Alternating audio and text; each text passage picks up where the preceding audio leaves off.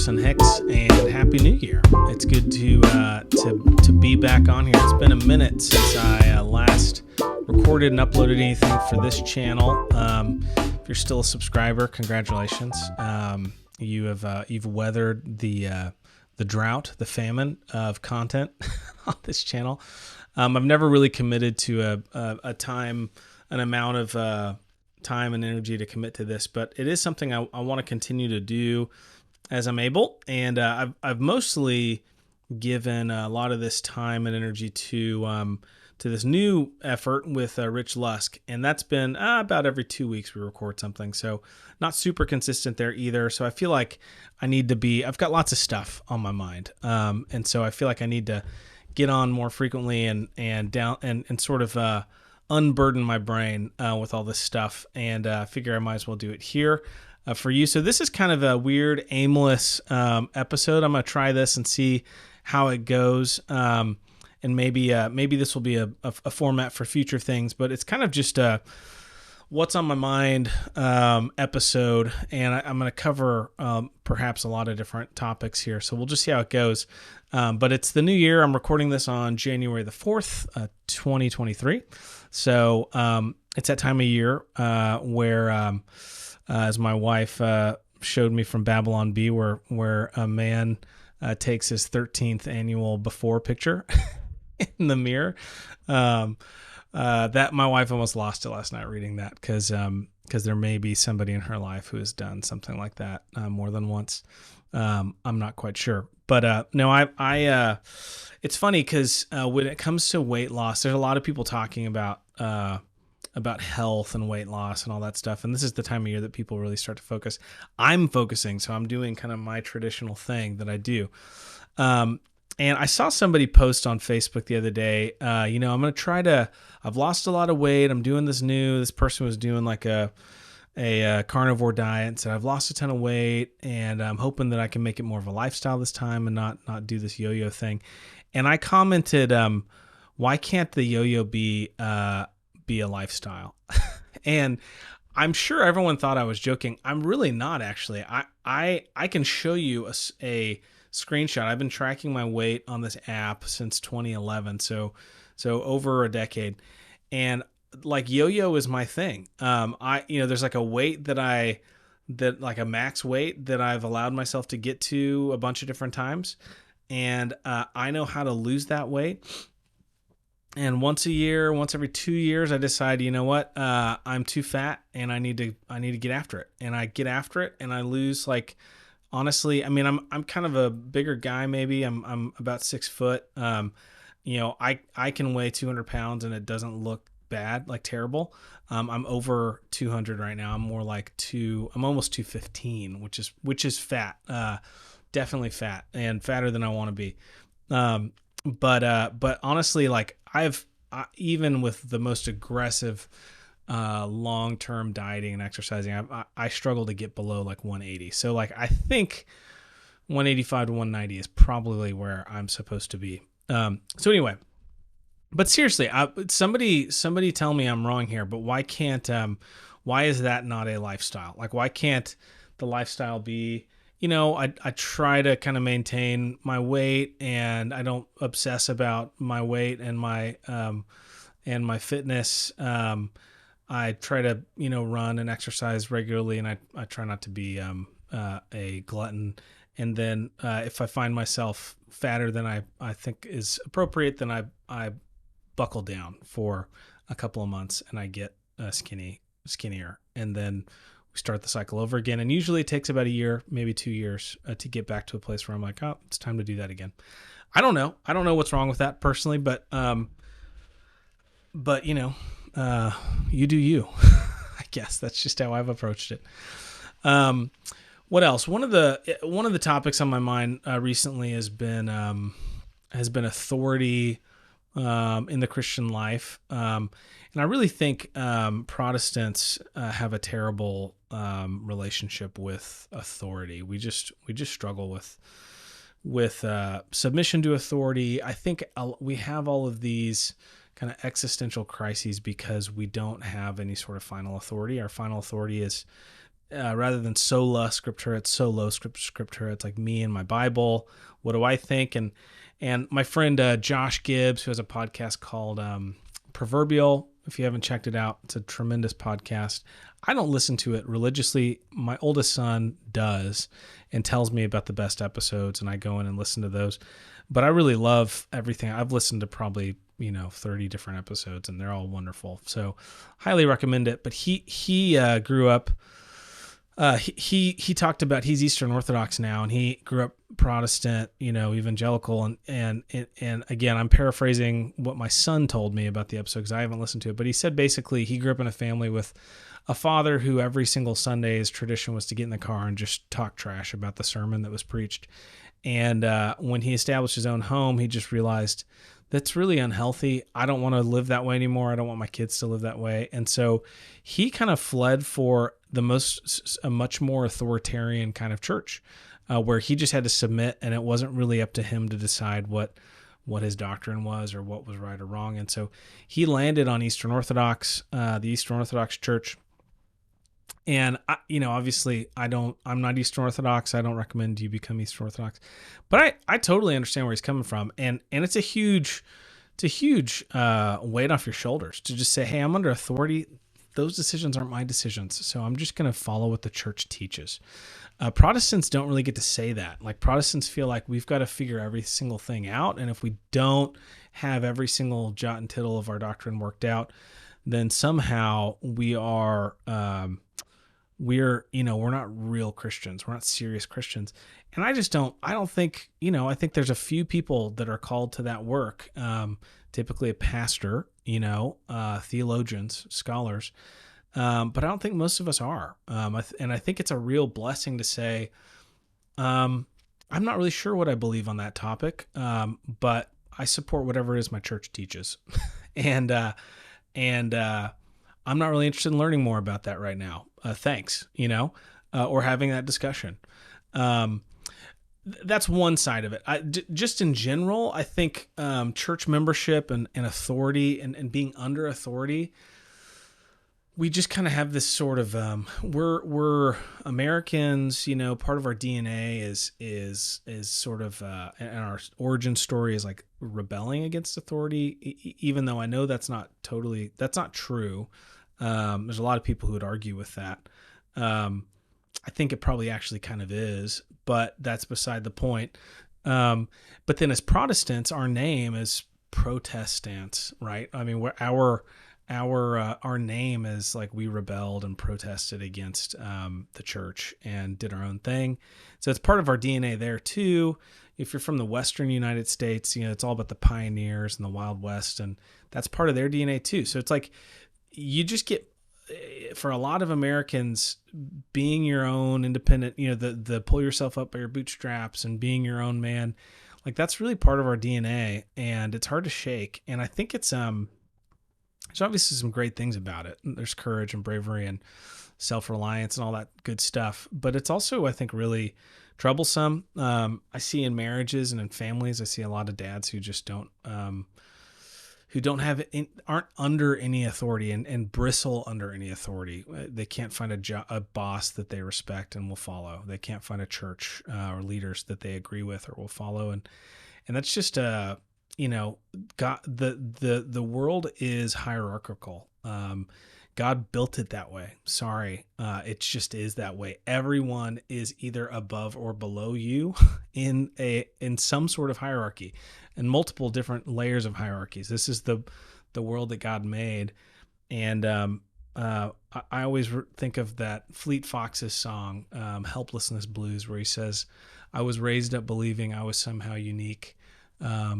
A snowflake distinct among snowflakes, unique in each way you can see. But now, after some thinking, I think I'd rather be a functioning cog in some great machinery serving something beyond me. I have that memorized because I've listened to and sung that song a bazillion times. It's a good song. I love those opening lines. But I think that's kind of the this like existential crisis that a lot of Americans have, is just this feeling that like everything is up to me. I have to go figure out what I'm going to be in the world. I have to figure out who I am. I have to define that for myself. I can't.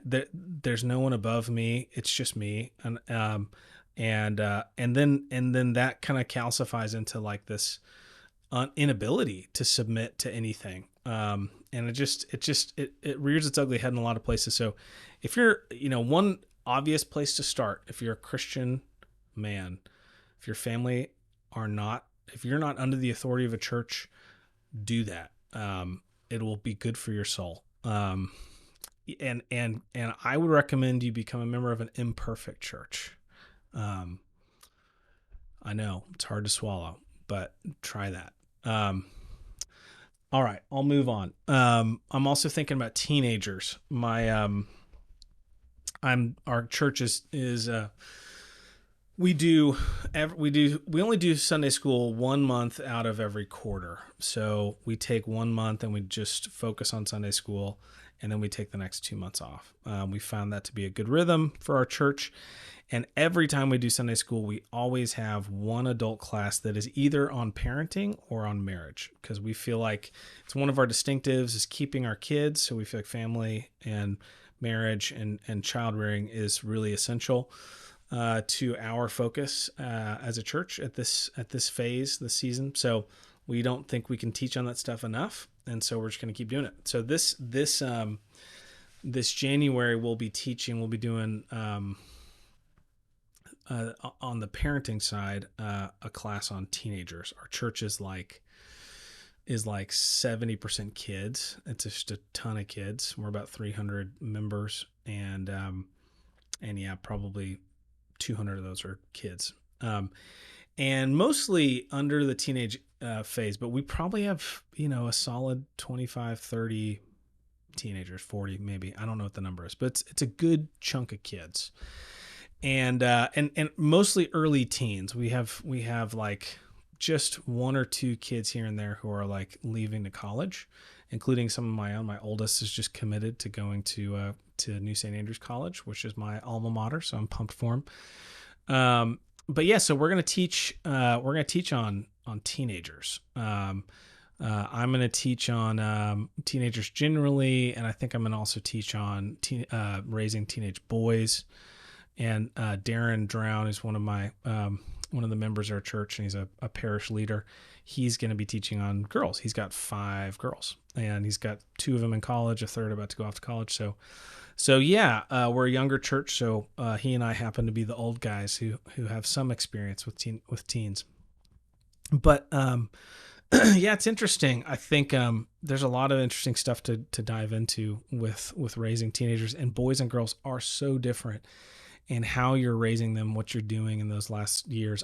I haven't raised any teenage girls yet, so I'm eagerly looking forward to Darren's lesson on raising girls.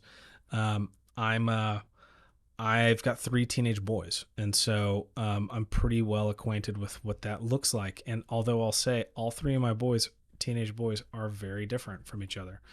And so my wife made a comment at a ladies group recently where she was talking about. She just said in passing, this wasn't like a thought that a point she was wanting to make, but she just kind of said in passing, these little years. She's talking to a bunch of moms and little kids. She said, these little years, it's so simple. It really gets complicated when they're teenagers. And she said she looked up and all of these women's jaws were like on their chest and their eyes were wide open. Like, wait, what did you just say? You're saying it's easy to have little kids? And my wife was like, oh, I'm sorry. You guys didn't know this? She was just saying it just gets a lot more complicated when they're older. And I think the point she was trying to make, and I'll reiterate this, the work you do in the little years pays dividends for the teenage years. And all of the nightmare stories that anybody outside of the church will tell you about how just awful teenagers are. I don't think that has to be true by any stretch. But my wife's comment that it's more complicated is totally true, because you're dealing with adults. You're basically dealing with adults who are living at home. You're living in a home with lots of adults in it, with different interests and desires. And motivations and plans, and that's complicated. And you got kids who are sinners, teenagers who are sinners and who have much greater powers of emotional manipulation, have much greater powers of reasoning and different things. And so it's just a different dynamic. When they're little, it's like, you feed them, you put them to bed, and you discipline them, and it's pretty straightforward, but it's not quite that way when they're teens. I did have a conversation with Nate Wilson recently on this topic, and he had some really great wisdom. And then I saw that on his podcast, Stories Are Soul Food, he recently talked about teenage boys and mom's relationship to teenage boys. I haven't listened to the episode yet, but I saw that Cannon posted a couple quotes, and it looked great. He had some really great points, so I'm looking forward to looking at that in more detail before I do my lesson. What else? I've been thinking about I've been on a dystopian novel kick. I read 1984 a while ago, years ago, and really enjoyed it. And decided that I hadn't read Brave New World, and so I don't know how I've managed to make it to 40 without reading that book, but here we are. So I read that over the break, and it was great, disturbing and great. I think a lot more prescient, a lot more. I think 1984 does a good job of sort of describing what an authoritarian government does and how it behaves, and I think it hits the nail on the head in a lot of ways. But I think Brave New World does a really good job of getting at sort of how we're going to get there and why we're going to get there, and it's really good. And I'm also reading Children of Men now, P.D. James, Children of Men, and it looks like it's kind of got some very similar themes to Brave New World. Yeah, we're living in a time where underpopulation is a real concern. I think I saw somebody ask Elon Musk what big issues he's most concerned about that he doesn't think he has a solution for, and depopulation was the thing that he said in the interview. It's a real big deal. I know that Matt Carpenter, who's a pastor at our church, he does a couple times a year, he does like a literature conference that he puts together and organizes. And I believe that he did one on the dystopian novels, and I missed that one, and hope to. I know that those were recorded. I think they're on the Trinity Reformed Church Huntsville YouTube channel. So I need to get those bad boys out and listen to them. Maybe after I read all the books, so I feel like I can engage with his content. But yeah, I'll check that out. By the way, Matt's got a wonderful podcast called The Good Life, and Matt's a Southern boy, and I think if you're a Yankee like I am, I grew up in El Paso, Texas, but El Paso's halfway between Dallas and Los Angeles. And I feel like we've got probably more in common with California in a lot of ways. My dad would kill me if he heard me say that, but it's just not. Texas already is kind of questionable if it's the South. I don't really think it is. I think you get past the Green Curtain in East Texas and it starts feeling more Southern. So like my mom lives in Tyler, Texas, and that feels a lot more Southern than the rest of Texas. So I might grant you that East Texas is the South, but most of Texas is kind of its own thing. And then El Paso is really the Southwest. It's really kind of its own thing. It's New Mexico, it's kind of its own thing. Anyway, I digress. Matt, I think a lot of us Yankees look at Matt and think, this guy can't be all that smart. He's got a thick Alabama accent. And then he opens his mouth and actually starts talking, and you realize this guy is incredibly well read, well versed in everything, and is a real sharp thinker.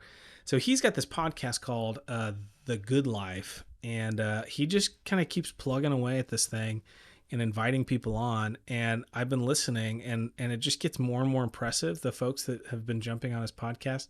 And just recently he had Rod Dreher the author of the Benedict Option and Live Not by Lies. He had him on the show, and it was fantastic.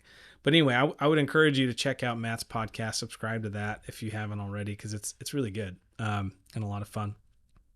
So, okay, moving along. Books. I talked about Dystopian. The other book I've been slogging my way through, and I say slog, it's really not a difficult read. I read a chapter and then I put it away and forget to jump back in. But Hilaire Belloc, his book The Servile State, I don't know that it's like his magnum opus on what he calls distributism.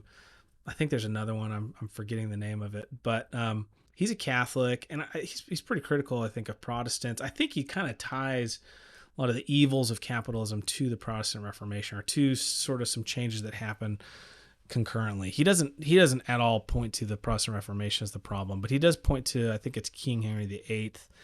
And the way I've summarized this, I think it's fascinating. I think he's really onto something.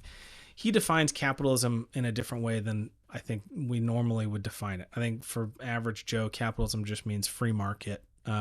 For him, he's really more talking about crony capitalism, like free market that's controlled by a very small elite that owns almost everything. And so that's his foil. That's who he's attacking. That's capitalism, the capitalism that he's attacking. I think G.K. Chesterton, referring to Belloc and distributism, I think he summarized it by saying, capitalism is great. The only problem is that there just aren't enough capitalists. There's just not enough of it going on. Not enough people participating as owners of businesses. And that's the problem. I don't know that he's got any great solutions, but I think the solution is mostly pastoral. I think we haven't done in the church, in the Protestant church, probably, especially, we've just done a terrible job of helping families think about work and business and ownership and money. It's just, we're just weird Gnostics. I think Anabaptism and dispensationalism and kind of like premillennial eschatology, I think probably a lot of that plays into it. There's kind of a Gnosticism that goes along with a lot of that stuff.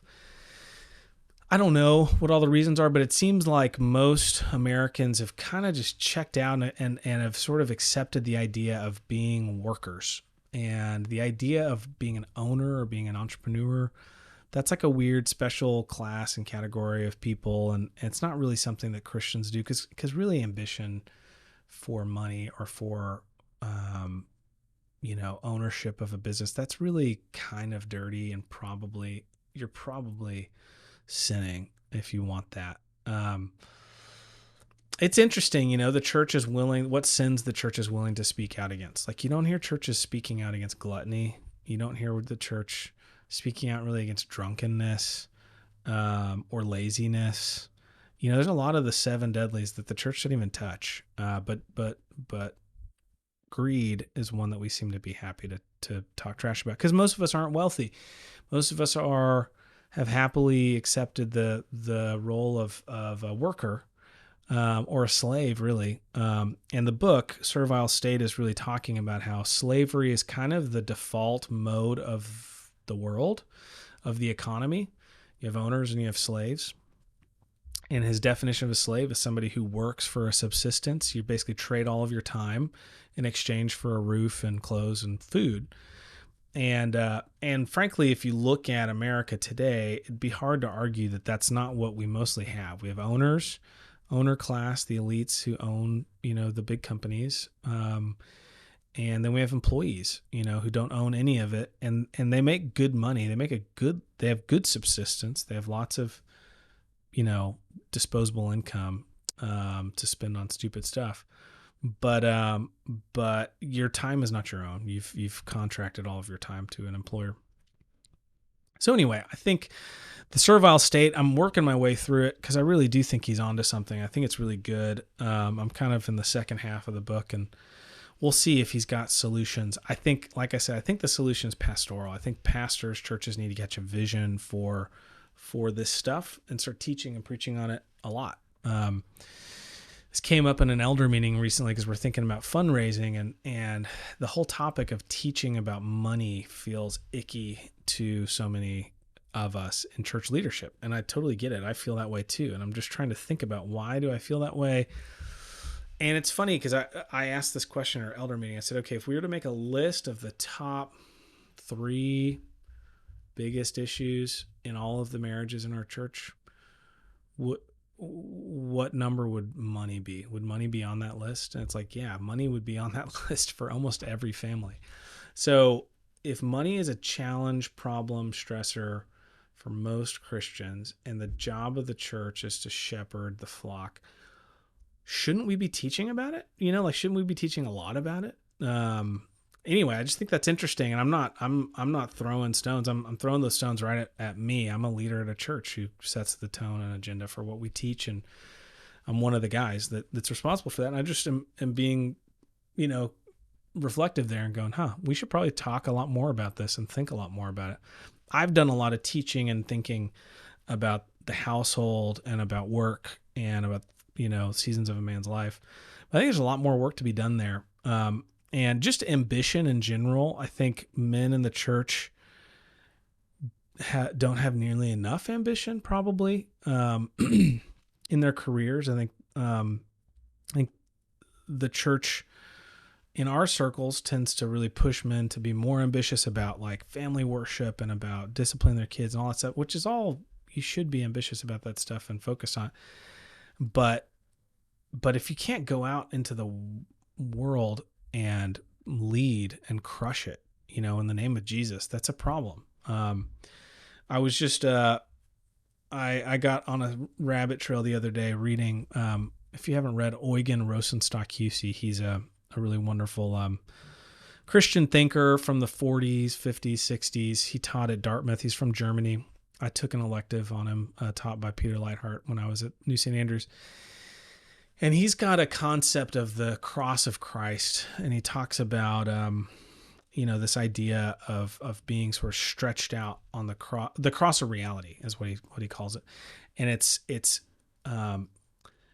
inside, outside, past and future, and he's just talking about how Christ and Christ lived kind of stretched out on that cross of reality. He was connected to the past, the future, inside and outside, and he really fleshes it out. It's really fascinating, and I was shocked to find that he actually said some things that totally resonate with, like Friedman's book, Failure of Nerve, which me and Rich Lusk are obsessed with in our podcast, which is called God a Minute. Our latest, we did an episode about empathy, and we ended up talking a ton about Friedman's book, because he basically says leaders need to be differentiated. Leaders need to not get sucked into the emotion don't need to lead by consensus, and they actually have to have some objectivity in order to lead. If you're too empathetic, then that's a problem. Some really interesting stuff there that's like very countercultural today. But Rosenstock-Huessy talks about, okay, so inside is sacred, holy. It's the church. It's the home. If you were to talk about family members and plot family members on this cross of reality, inside is mom, outside is dad, past is son, and future is daughter. I won't explain all that, but you can probably try to start to fill that in. But outside is dad. Dad is going outside and engaging with the world and building out in the world. And just more generally, he's saying Christians, that has to be one dimension of your life. If your life is just an obsession with the inside, with just the church, with just the home, then you're going to be out of whack. You're going to be out of balance. And you're not living a full orbed life, as Christ did. And the Great Commission calls us to go out. And so he talks about, to build things, to break new ground, to move things forward, you have to be out, go in the outside. Inside, again, it was the church and the home. He talks about how the present is not just the sort of fulfillment of the past, but we know our past as Christians, and the future is we also know the future. Like we know the end. We have a telos. And he talks about how the present is really the conflict, the convergence, it's the collision of those two things. The present is the past and the future colliding with each other. And again, like a conservative is somebody who wants to just live in the past and just preserve and conserve what was in the past and not have anything change. That's a ditch. That's a bad thing. A progressive just wants to live in the future, wants to have no regard for the past and where we came from, just wants to look forward. And so the present is us knowing the future, knowing where we're headed, but bringing about through our work and our effort, the present. Anyway, I won't dive deep into that. I thought it was fascinating though. Oygen Rosenstock QC, most of his work is on, there's a website, I think it's the ERH Project. There's a website where you can get transcripts from a bunch of his lectures and stuff, but I'm a big fan of his. All right. I want to mention, just on this topic again of work and ambition, Aaron Renn has a podcast. He used to be called The Masculinist. He had a newsletter called The Masculinist. He talked and wrote a lot on men's issues. He's broadened his purview a little, and he still talks a lot about those things, but his podcast is now just the Aaron Renn Show. Aaron Renn is spelled R-E-N-N. And I think the dude's great. I really love Aaron Renn. And he had an episode recently. This might be the most recent episode on why evangelicals are not in leadership positions. And it was fascinating. I mean, he talked about DeSantis. He talked about Supreme Court. You got a lot of Catholics. You have a lot of Catholics in leadership positions, but you don't have a lot of evangelicals. And he really does a great job of kind of thinking through some of those issues. This whole authority thing was one of those things. But he made a point that I just thought was so great. He was talking about kind of the concept of salt and light and the concept of a faithful presence. That's a very evangelical thing. Christians just need to be salt and light in the workplace. So you have a faithful presence in the workplace. And he basically said that view is it really can be distilled to you can work in any number of godless companies without getting fired, and just keep your head down and maybe do a good deed every now and then. He told this story he heard at like a faith and work conference about a woman who screwed up and was in a meeting, was getting chewed out, and some man stepped forward and said, "I made that mistake. That was me." And afterwards she was like, "Hey, why'd you do that?" "That was me that made the mistake." He's like, "Well, because Jesus took my place, so I'm taking her place." And it was like, whoa, what a profound, but it's like, that's, man, I mean, I'm not saying that that's ever not something you can or should do or whatever, but that's really it. Like for Christians thinking about work, like it's just goofy little stories. Like I once evangelized this guy, or I once, who knows, one day maybe I'm going to like present the gospel to somebody, and that's going to make it all worthwhile. And it's like, you're really going to pour every working hour you have every week into working to advancing the mission of some godless company and not make any waves. It's like, what did Joseph do? Like, what did Daniel do? Like, what have the men in the scriptures done who have been involved in kingdoms? What did David do? Like, these dudes were making waves. They were disrupting things and leading in ways that couldn't be overlooked. And it's just, I don't see what the justification is for Christians to just keep their head down for their entire careers and do whatever thing their boss asks them to do, and never take any sort of, never have any ambition to lead or to change the way things are done at their company, to make things better. It's just keep your head down, don't get fired, and maybe one day you'll be there to witness to somebody. And this is like a bigger topic. I feel like I'm just realizing this. I don't know how it is that I've gone my whole life without really thinking about this, but I just am realizing that for evangelicals, the ultimate expression of your Christianity, the ultimate experience of your faith is you presenting the gospel in in some way somewhere. Like that's it. Being an evangelical, I grew up in this world. The most important thing you can do is witness to someone. So like if you have a microphone in front of you, whether you're an actor or an athlete, you gotta try to, if you can say like Jesus died for your sins with that microphone, dude, like that's as Christian as you can possibly be. And I just think it's absurd. Like I've never noticed that, I've never like thought about that in that way, but it's just absurd. Like God didn't put us on this world to try to distill this formula of salvation down to as small a presentation as we can, and then the highest best use of our time and energy is to find a way to say that formula in front of a microphone. Like that's not it.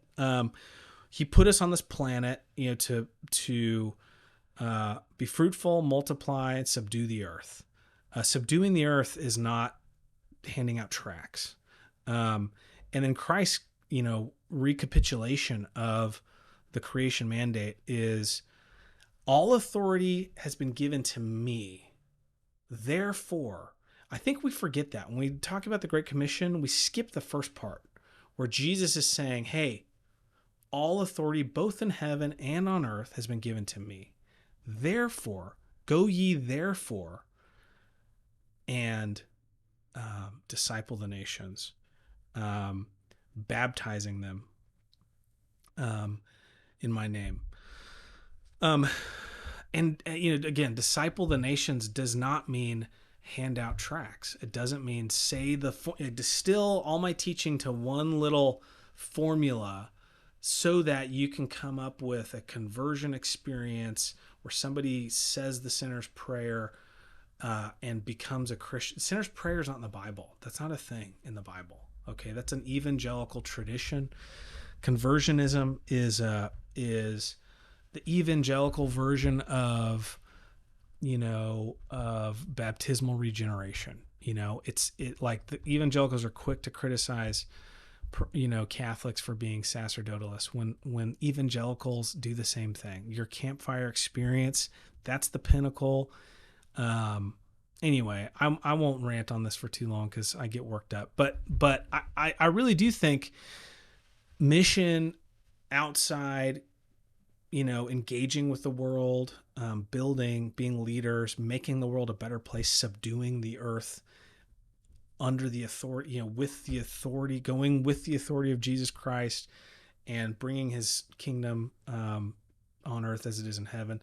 Like these are the things that I think Christians ought to be about. And when you get a Ron DeSantis who goes, hey, in my state, I'm going to rule in a way that I think is just and right and good, and my faith and 100% is guided by his faith, but he doesn't have to get up and say, and Jesus Christ is my personal savior every time he has a microphone in front of him, or we're going to not wear masks because God loves you and you're a sinner and you need to pray this prayer.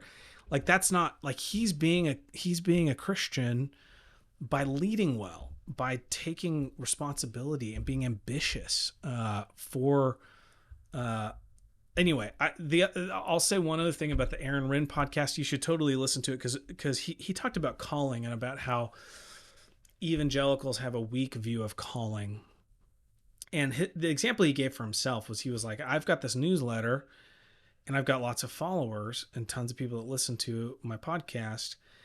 And he's like, I'm realizing that God has called me to influence the church. How do I know that? Because he's given me this newsletter with tons of followers. And he's given me the skill to write, and people listen and are paying attention.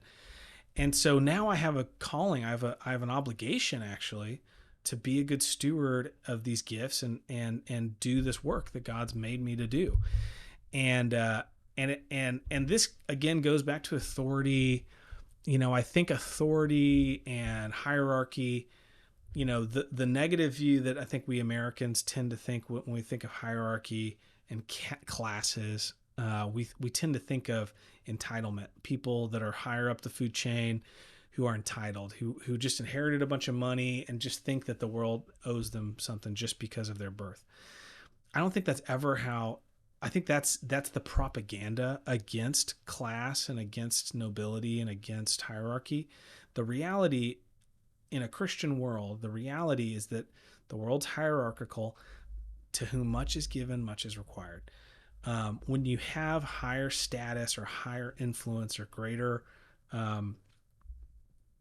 resources, God requires more of you. He requires you to do more and make a bigger impact, and that's a burden. That's a burden, but it's not about entitlement and what you get. It's what you have been given, and therefore, how do you live? So anyway, I'm ranting, I know, about a bunch of things, but that was kind of the point of today's episode, was just to kind of rant and declutter or deburden my brain with all the stuff that I'm thinking about right now. So I hope this hasn't been too attention deficit for you. Maybe this is a peer into my ADD brain for you who don't get a chance to talk with me very often. Those who know me are like, yeah, Larson's doing the thing he does where he just rants about 25 things, but yeah, it's fun for me. I hope this was an interesting episode. I hope that you're having a great beginning of your year. I hope you crush it this year. I'm trying to crush it this year. So I'll tell you, I started talking about habits. This is my like weight loss thing that I've tried a bunch of things over the years, and this is the thing that works for me. It's really like two things. One is I just don't eat until like 1 or 2 o'clock in the afternoon. Okay. That's just easy for me. Like I haven't eaten, it's almost noon right now. I haven't had any food yet today. I've had a couple cups of coffee. I'm not hungry. I mean, I could eat, but I just, it's so easy for me and it takes so little headspace. Like diets and like counting calories, which I've done, or doing the keto thing, which I've done. That stuff takes so much energy and effort, and like you're thinking about it all the time. Fasting is like, you just don't eat until like the afternoon at some point. And so like, 1 o'clock, 2 o'clock, 3 o'clock, if I get hungry early, then I will. If I'm feeling like, oh man, I'm really hungry. But generally I just try not to eat in the morning. So like my son walked in here this morning, God bless him, with a dozen donuts and said, hey, I'm blessing the family today with some donuts. I had a gift certificate. I just said, no, thanks, man. Maybe I'll have one this afternoon. So that's like my main thing. The second is I do try to cut carbs a little bit. Like and the biggest way I do that is I just don't drink any beer during the week. I'm like have a beer every night kind of guy typically. Especially when I'm hanging out, like when we have people over or whatever, like I'll definitely crack a beer.